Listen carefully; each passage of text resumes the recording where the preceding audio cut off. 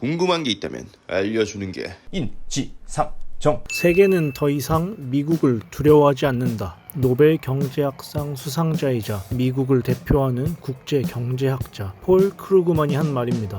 미국인이 스스로 미국의 한계를 지적한 이유는 뭘까요? 1991년 미국과 어깨를 나란히 했던 나라 소련이 붕괴했어요. 그 이후 미국이 전 세계에서 가장 큰 힘을 발휘했죠. 한국과 일본, 중동, 유럽 등 최소 80개국에 750개의 미군 기지를 두고 많은 국가들이 미국의 말이라면 쉽사리 반대하지 못했죠. 그런데 이 같은 미국 일극 체제에 균열이 가고 있습니다. 더 이상 전 세계의 많은 국가들이 미국의 말을 잘 듣지 않게 된 거예요. 사례들을 볼까요? 재작년 국제 유가가 오르자 바이든 대통령은 사우디아라비아를 찾아 사우디의 지도자인 빈 살만에게 원유 증산을 요구했어요. 그런데 오히려 빈 살만은 원유를 감산했죠. 미국의 힘이 예전만큼 강하지 않다는 것을 의미해요. 최근에도 주목할 만한 변화가 있었습니다. 지난 6월 사우디아라비아가 미국과의 페트로달러 협정을 갱신하지 않기로 결정함으로써 협정이 지난 9일 만료됐다라는 보도가 있었습니다. 미국이 사우디아라비아의 안보를 책임져주는 대신 석유는 달러로만 거래하기로 한 페트로달러 협정은 미국이 달러 패권을 유지할 수 있었던 중요한 장치였었습니다. 석유뿐 아니라 국제 무역에서 달러 대신 위안화, 루블화 등 다양한 통화를 이용한 거래가 늘어나고 있습니다.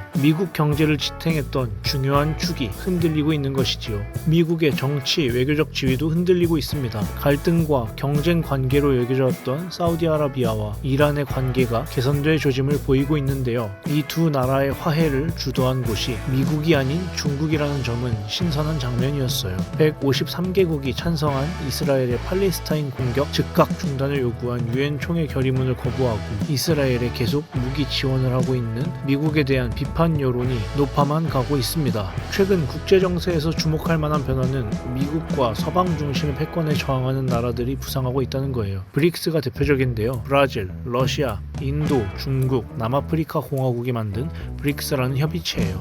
브릭스는 서방 중심의 외교와 경제 구조에서 탈피하고자 만들었습니다. 그런 브릭스에 최근 들어 많은 국가들이 합류하고 있어요. 이미 이란, 이집트, 에티오피아, 아랍에미리트가 추가로 가입했고 태국, 튀르키예, 말레이시아 등 40여 개국이 가입을 희망하고 있어요. 브릭스는 전 세계 GDP의 35.7%를 차지해 역대 최고치를 달성했고 이는 29%의 G7을 훌쩍 넘어선 것입니다. 그동안 세계화라는 이름 아래 세계의 변방으로 여겨졌던 나라들이 서방의 통제와 간섭에서 벗어나려는 움직임이 구체화되고 있는 것이지요. 서방 중심의 세계 경제 축이 변하고 있습니다. 오랜 역사 속에서 제국주의의 핍박을 받고 있던 제3세계 국가들도 새로운 세력으로 부상하고 있어요. 프랑스의 지배를 받던 서아프리카에서는 독립 이후에도 프랑스를 비롯한 서방 국가들에 의해 약탈에 가까운 간섭과 불공정한 대우를 받아왔었습니다. 최근 이곳에서 쿠데타가 연속적으로 일어났습니다. 기니, 말리, 부르키나파소, 니제르, 수단, 차두와 같은 나라들입니다. 이들은 모두 서방의 통제로부터 벗어나겠다고 선언했고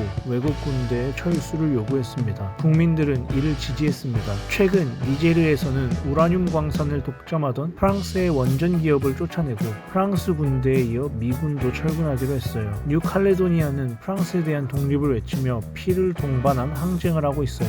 아메리카에서도 브라질을 필두로 기존의 서방 중심 체제에 반기를 들고 있어요. 더 이상 서방에게 자원을 빼앗기고 정치적으로 종속돼 살지 않겠다는 거죠. 세계가 변화하고 있습니다. 미국과 서방의 뜻대로 굴러가던 세계가 달라지고 있습니다. 그동안 무시당하거나 숨죽여 지내는 듯 보였던 여러 나라들이 자주적인 목소리를 내는 구조로 바뀌고 있죠. 이것이 지금의 다극화 상황이에요.